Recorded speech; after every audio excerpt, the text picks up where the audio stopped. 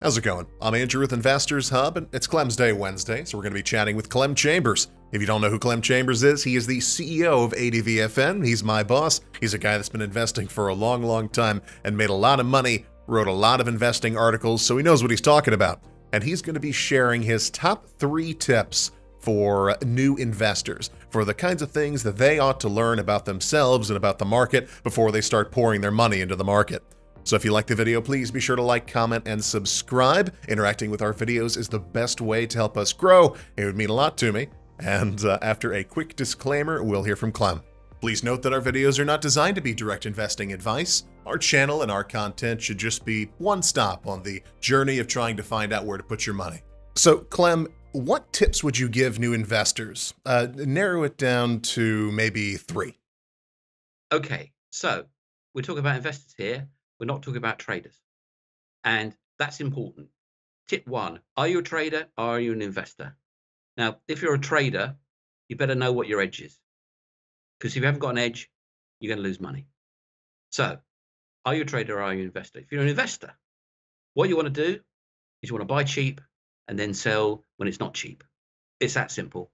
And if you don't believe me, ask Warren Buffett. Now, if you're going, oh, this is going up on Friday and then it's going down on Monday and then I'm going to buy some more on Wednesday, you're a trader. And if you're a beginner, it's going to be an expensive education. So that could be tip 2. If you want to have an expensive education, then you're going to get one in the markets. And if you want a cheap education in the markets, the tip is read books written or written about long-term and highly successful investors. So the 3rd tip, very, very simple. If you're an investor, be diversified. Now, if you're a genius, you can be slightly less diversified, and diversification is probably 20 or 30 stocks. Now you're going to say, I've only got enough for 3 stocks. And yes, that is a bit of a problem, but not as big a problem as you might imagine. Because if you buy one stock and then you save a bit of money and you buy another, and then you save a bit of money and you buy another, then you save a bit of money, you buy another, you're becoming more and more diversified. And then you sell the first stock because it's no longer cheap. And you've liked that, you've had enough of that, and you've doubled your money. So you buy another stock and you buy another stock. You keep doing that, you keep saving, you keep buying new stocks, keep diversifying out until you've got maybe 30 stocks. At least 20. 20 is almost safe. 30 is definitely safe. And then you just nurture your universe of stocks that you follow and that you're interested in, and make sure that you follow them all, and make sure you sell them when they're not cheap anymore and buy them when they are cheap. And over time, maybe over 10 years, you'll be skillful enough to start concentrating a bit more, bring it down to 20 or not. You might like being diversified. You might go to 40, you might go to 50. But diversification will mean that you won't lose your shirt. And diversification will also mean that you won't get a 10 or 20 bagger and think you're clever until you lose it on the next one you put it all into. So it's the way to go to actually get a solid return. Now, a solid return in the market is pretty much anything more than 5% a year. And most people go, whoa, no, 5% a year, you've got to be kidding me. Well, if you're doing 10%, you're doing really, really well. And if you don't believe me, go look at all the hedge fund managers who do way less than that, and go look at all the funds that really, really struggle to get anywhere near 10%. Now, after a decade or 2, you might be good enough, or maybe you're just naturally brilliant, to get 15%. Now that puts you in the top tippity top bright people in the market. And you might be able to get 15% because you're not actually moving in size. And therefore you can do lots of clever things that the big boys can't do, because they have to move at scale, and they move the markets against themselves.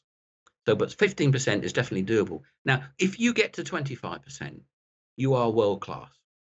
And you can be world class because if you study hard and you really enjoy it and you really practice your art, you will be one of a small group of people that actually really love doing it. And if you love doing something, you'll do very well in it. And most people that are in the markets are gambling. They love to gamble, not to actually invest and make money. So actually, people who love to invest get to be very good. And 25% is your outer boundary in the long term. And why do I say that? Well, because the greatest investors of all time, people like Buffett, that's what they've got, 25% per annum. And you might go, oh, I need to make more than that. No, you don't. Just go on your spreadsheet and take your money and multiply it by 25%. You will double that money every 3 years. So in 10 years at 25%, you would 10x your money. So in 20 years, you're 100x your money. 30 years, you're 1,000x your money. And in 40 years, you're 10,000x your money. And funny enough, that's how you get to be the richest man in the world, i.e. Warren Buffett. So 25% is your limit. Now, if you push for more than that, you will lose it all. So that's tip number 3. Don't push for more than 25% or you'll lose it all. So people keep telling me, do research, do my due diligence. What is a good place to start looking whenever I'm doing my due diligence on whether I want to invest in a company or not? That's a joke question, right? I'm not meant to say Investors Hub. Is that right? I'm not meant to say go to ADVFN and it's all there, and go to Investors Hub, it's all there. Well, actually it is. And the reason it is because I have been involved in those businesses for many, many years, and they do what I need to do to make very good money. Thank you very much. And we've got a whole team of people who actually make I can't use the correct phrase because it'd be too rude, make quite a lot of money by using the product that we create.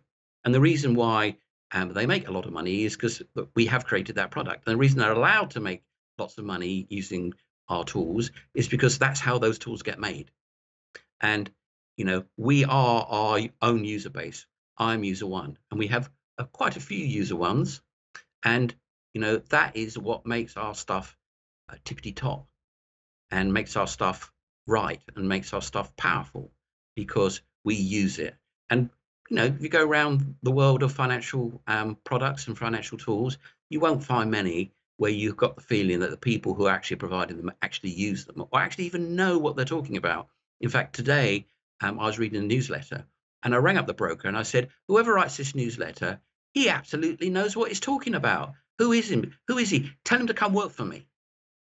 Yeah, because actually you will find out all the listeners out there who are actually busy doing their own research will tell you there's such a lot of rubbish out there. People just write such a lot of rubbish. They have no clue what they're talking about. And, you know, the occasional gems that you find are very, very valuable. And the occasional site that does a great job is a rare thing indeed.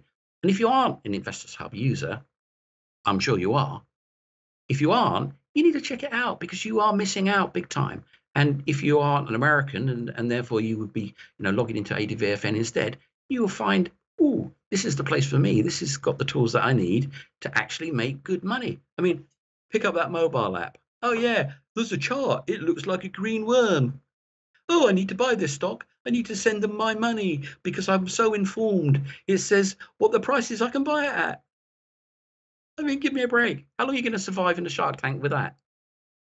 Hey, thanks for watching. And as always, if you hadn't already, please be sure to like, comment, and subscribe. It's the best thing you could do to help this channel grow, and I'll see you again soon.